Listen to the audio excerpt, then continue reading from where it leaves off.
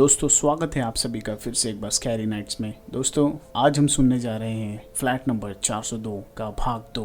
तो दोस्तों आशा है आपने हमारी पिछली कहानी भी सुनी होगी। अगर नहीं सुनी है तो हमारे पार्ट 1 को सुनिए, तभी ही जाके आपको ये कहानी समझ में आएगी। तो अभी हम कहानी शुरू करते हैं। अगली कहानी होगी पूजा की जुबानी। दोस्तों, निकिता ने मुझसे पूछा कि तुझे उस फ्लैट का एड्रेस किसने दिया। मैंने कहा वो मैंने इंटरनेट पर देखा था, क्योंकि मेरी कोई पहचान नहीं थी यहाँ मुंबई में। तो मैंने इंटरनेट पर सर्च किया था एड्रेस और मुझे वहीं से ब्रोकर का नंबर मिला। निकिता ने मुझे कहा तू जल्द से जल्द उस फ्लैट को खाली कर दे, तेरे लिए अच्छा होगा। फिर मैंने उसको कहा क्यों, तू ऐसा क्यों कह रही है, क्या बात है? निकिता ने कहा मैं वो सब तुझे बाद में बताऊंगी, तू पहले वो फ्लैट खाली कर दे। मैंने कहा नहीं, तू पहले मुझे बता क्या बात है। दोस्तों, पहले तो निकिता बहुत मना कर रही थी, फिर मेरी जिद के कारण उसे मुझको उस फ्लैट की सच्चाई बतानी ही पड़ी। उसने मुझे कहा कि ये बात करीब आज से 5 साल पहले की है। तब मेरे पापा एक फ्लैट तलाश कर रहे थे। रेंट पर रह रह कर काफी साल हो गए थे, तो उन्होंने फैसला किया कि अब खुद का फ्लैट लेने में ही भलाई है। उन्होंने कुछ सेविंग्स किए थे और बाकी के कुछ 5 से 6 लाख पर्सनल लोन लिए थे। उन्होंने बहुत सारे फ्लैट्स देखे, पर कुछ न कुछ खामियां निकल ही जाती थी, और जब कोई फ्लैट पसंद आ जाता था तो उस फ्लैट का रेट ज़्यादा होता था। इन सब के बाद मेरे डैड टेंशन में आ गए। उन्होंने सोचा अब कुछ फ़ायदा नहीं, लोन भी ले लिया है, अब फ्लैट नहीं मिला तो लोन अमाउंट पर इंटरेस्ट बिन मतलब का भरना पड़ेगा। फिर कुछ दिनों बाद पापा के बेस्ट फ्रेंड ने पापा को एक ब्रोकर का नंबर दिया। फिर पापा जाकर उस ब्रोकर को मिले तो उसने पापा को वही फ्लैट बताया, और मेरे पापा को यह बात अच्छी लगी कि उस फ्लैट का रेट बहुत ही कम था।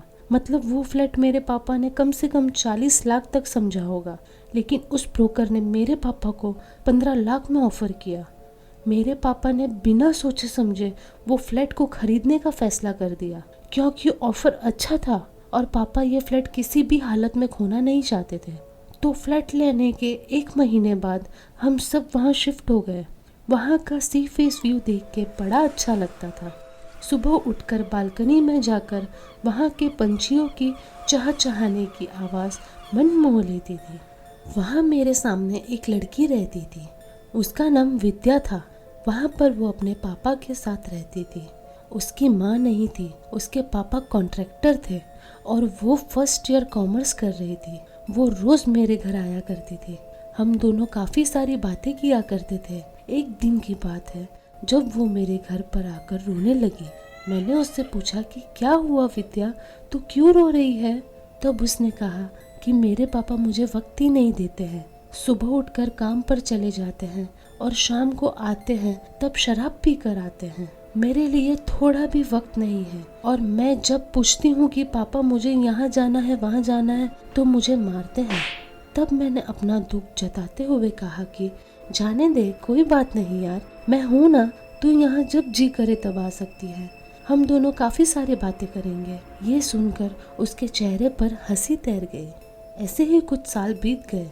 वो मेरे यहाँ रोज़ आती थी और हम दोनों की दोस्ती काफ़ी गहरी हो गई थी। एक दिन की बात है जब मुझे विद्या के घर झगड़ा करने की आवाज़ आ रही थी। जब मैंने जाकर उसका दरवाज़ा खटखटाया तब उसके पापा ने दरवाज़ा खोला और चिल्लाकर पूछा क्या है, क्यों आई हो? मैंने उसके पापा के पीछे देखा कि विद्या रो रही थी। मैंने कहा कि अंकल विद्या क्यों रो रही है? उसके पापा ने गुस्से में दरवाज़ा बंद कर दिया। मैंने फिर से दरवाज़ा खटखटाया पर दरवाज़ा नहीं खुला। उसके दूसरे दिन मैंने देखा कि उसके घर पर ताला लगा हुआ था। मैंने फिर देखा कि नीचे पुलिस आई हुई है। फिर मुझे पता चला कि विद्या के पापा ने उसे गला दबाकर मार दिया और उसे वही घर में दफना दिया और फरार हो गए हैं। मैं यह सब सुनकर काफ़ी डर गई थी। मुझे नींद ही नहीं आती थी। मुझे सपने में भी विद्या आती थी और उस विद्या के घर के अंदर से दरवाज़ा खटखटाने की आवाज़ आती थी। मैंने पापा को यह सब बताया और कहा कि मुझे यहाँ नहीं रहना। फिर पापा ने उस फ्लैट को बेच दिया और हम दूसरी जगह शिफ्ट हो गए।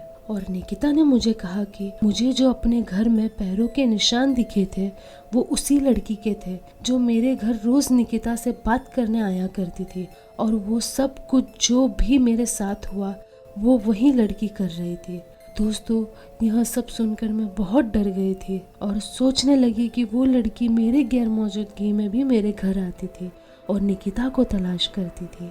वो उसके नल का चालू करना एक संकेत था कि मैं अभी भी इसी घर में हूँ, और वो लाइट चालू करने का मतलब था कि निकिता उससे बातें करे।